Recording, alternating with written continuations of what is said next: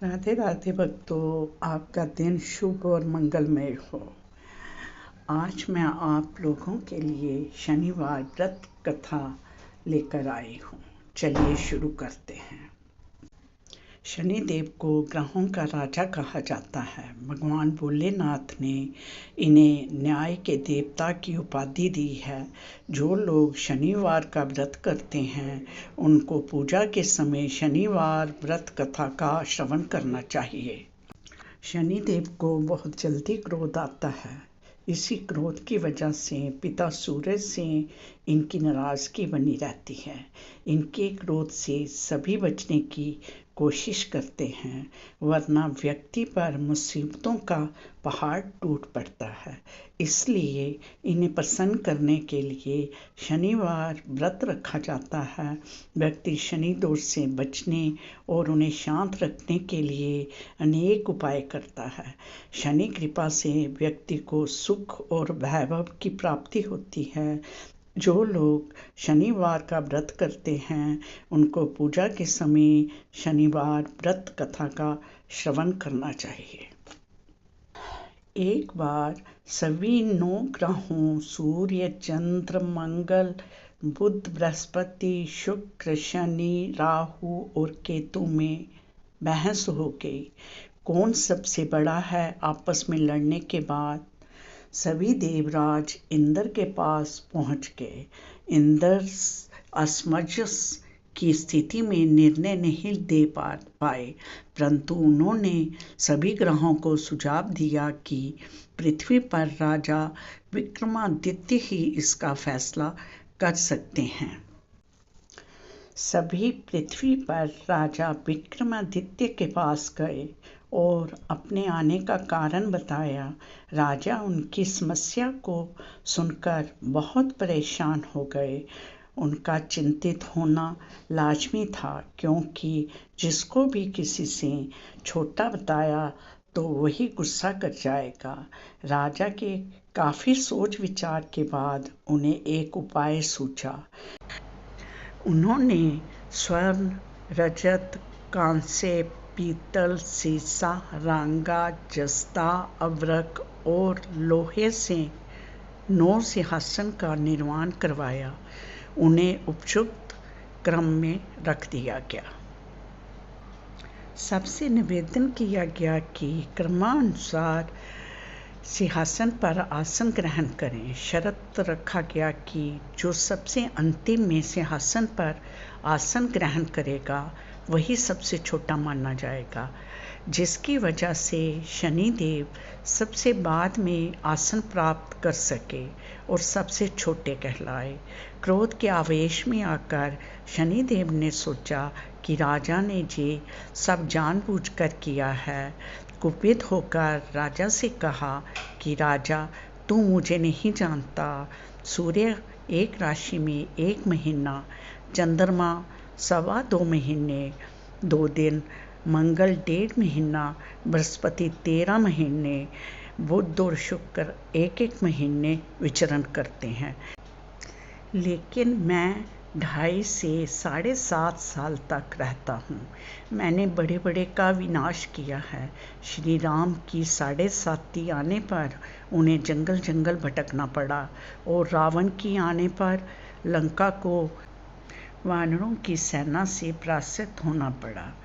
क्रोधित शनिदेव ने राजा से कहा कि अब आपको सावधान रहने की ज़रूरत है। इतना कहकर शनिदेव कुपित अवस्था में वहाँ से चले गए। समय गुजरता गया और काल चक्र का पहिया घूमते हुए राजा की 7.5 आ गई।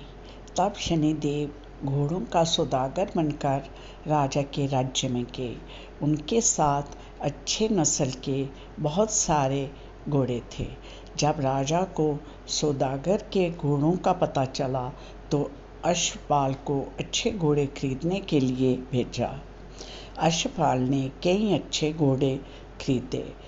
इसके अलावा सौदागर ने उपहार स्वरूप एक सर्वोत्तम नस्ल के घोड़े को राजा की सवारी हेतु दिया। राजा विक्रमादित्य जैसे ही उस घोड़े पर बैठे वह सरपट वन की ओर भागने लगा। जंगल के अंदर पहुंचकर वह गायब हो गया। भूख प्यास की स्थिति में राजा जंगल में भटकते रहे। अचानक उन्हें एक ग्वाला दिखाई दिया जिसने राजा की प्यास बुझाई।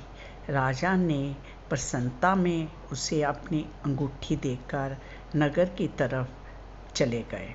वहाँ एक सेठ की दुकान पर पहुंचकर उन्होंने जल पिया और अपना नाम बीका बताया।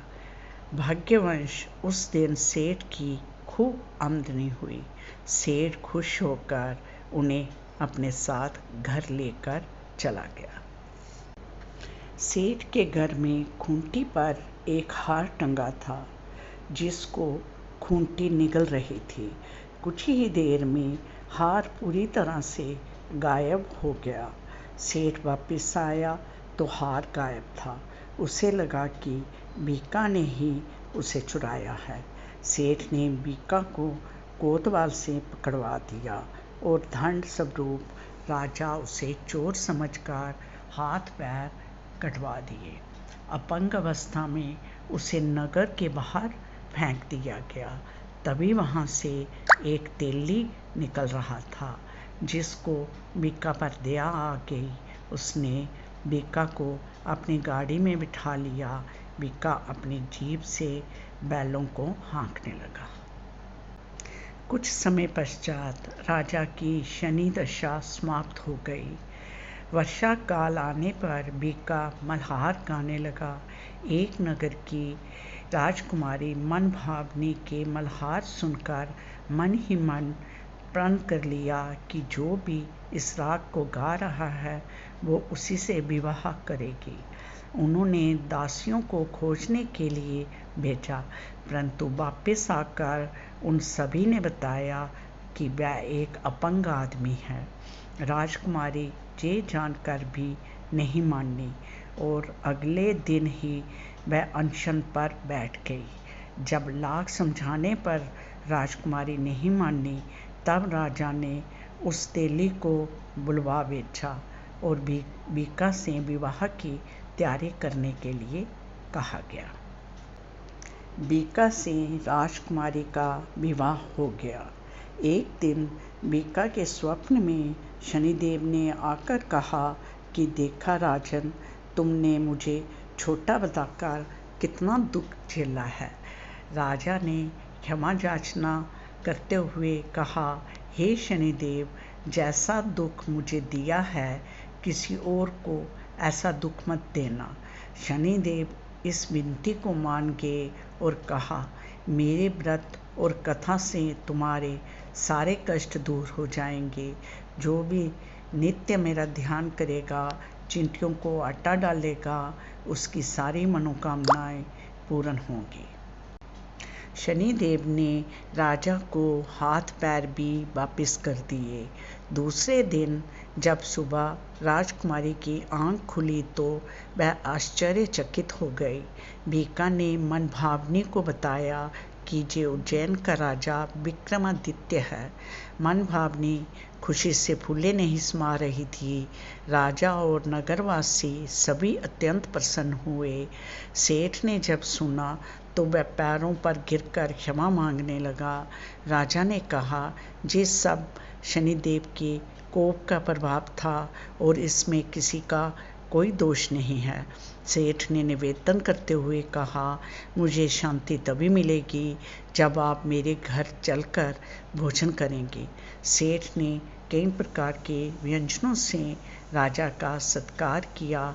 जब राजा भोजन कर रहे थे तभी जो खूंटी हार निकल गई थी वही अब उसे उगल रही थी। सेठ ने अनेक मोहरें देकर राजा का धन्यवाद किया और अपनी कन्या श्री कमरी से पानी ग्रहण का निवेदन किया। राजा ने सहर्ष स्वीकार कर लिया। राजा अपनी दोनों रानियों मनभावनी और श्री कंवरी को लेकर उज्जैन नगरी लौट आए। सारे नगर में दीपमाला और खुशी मनाई गई। राजा ने घोषणा करते हुए कहा कि मैंने शनिदेव को सबसे छोटा बताया था, लेकिन असल में वही सर्वोपरि हैं। तब से सारे राज्य में शनिदेव की पूजा और कथा नियमित होने लगी। सारी प्रजा के बीच खुशी और आनंद का वातावरण बन गया। शनिदेव के व्रत की कथा को जो भी सुनता या पढ़ता है, उसके सारे दुख दूर हो जाते हैं। राधे राधे। गलती त्रुटि माफ़।